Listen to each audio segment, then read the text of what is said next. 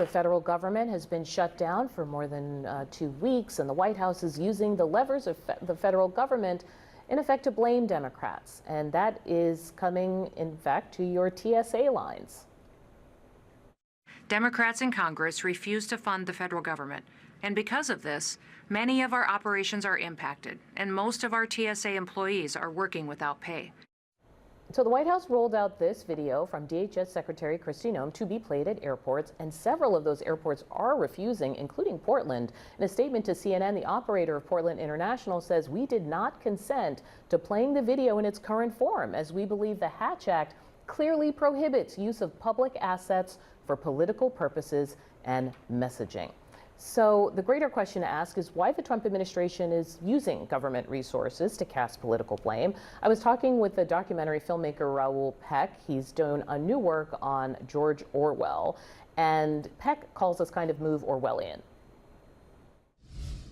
Yeah, but there is something that we can call the truth, even a mathematical truth. That's why we call the film 2 + 2 = 5. Because we have a number of people who wants you to believe that 2 + 2 = 5, and who can get you confused. Because when it's a voice of authority who comes on TV and tells you, you know what, as of today, 2 + 2 = 5. And by the time you start to understand, wait a minute, that's not what I remember. And the time is gone, and you're already submerged. Yes. By what you call the propaganda, basically. Submerge is a good word. Yeah. It does feel like the water is rising sometimes. That was the plan. Let's flood the zone.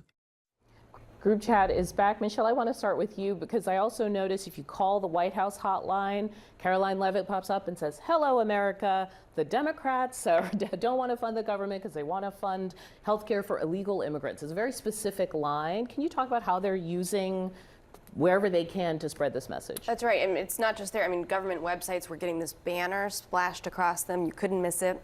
It was a big red banner that had the same message. It started the first week of the shutdown. If you emailed the press office at the White House, you would get an automated response. And my understanding is that spread to other offices in the administration. There were some workers at the Education Department who said that without their knowledge, their own out-of-office replies were fashioned to a message like this. But this is all kind of in concert with the way the Trump administration has tried to put maximum pressure wherever they can and use political communication or political style communication wherever they can. Can I ask my messaging folks about this? I'm sure there are consultants who would love to fantasize about putting their message everywhere they can. The Hatch Act actually says maybe it can't, and I thought it was interesting that Portland airport authorities brought it up. So I actually make these ads for congressmen, and when we make these ads for congressmen, and for those of you at home, the congressional budget, and for each House office, they get around $350,000 to communicate with their constituents about what's going on in Washington and what bills. Let's say you have a VA claim, or you're having problems with some other something to do with the government. But in that, a lawyer has to see it to make sure that I'm not violating the Hatch Act by targeting Democrats, targeting Republicans. I can't even send a mailer based off of your political party. It has to be to the general public because it's your government money. Yeah, it's funny. The documentarian is doing something on George Orwell, and I know a lot of people have read 1984. If you haven't, now's the time. But one of the concerns is about telling people, you can use the term propaganda, but basically telling people what you're seeing. The government is shut down. You're standing in line at the airport. Your workers aren't being paid.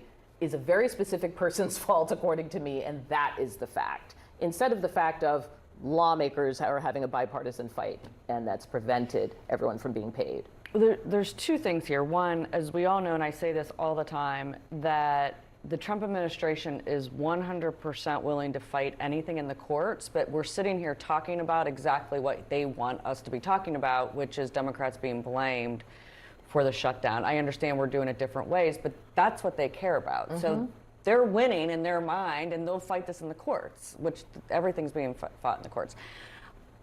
I need to say one more thing about this. He was talking to me this weekend about being in East Texas. The American people do not want our government to be shut down, and our leaders on both sides need to get their act together and get back to work. I think this So is to your horrible. point, that person you're talking about who thinks it's horrible, if they're standing in line at the airport, would they be looking up at that and be like, oh yeah, that's true, Well, I or are think they annoyed? I think that they're annoyed on both sides. This Yeah. is why the Congress has such a low approval rating. I mean, in general, get back to work, figure it out.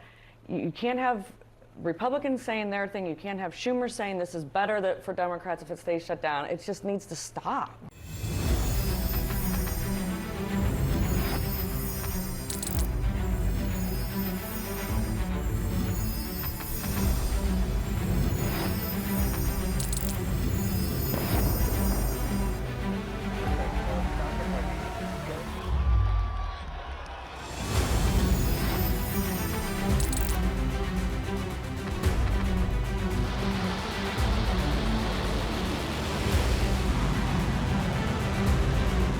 Been fighting so long and so hard that they don't know what the they're doing.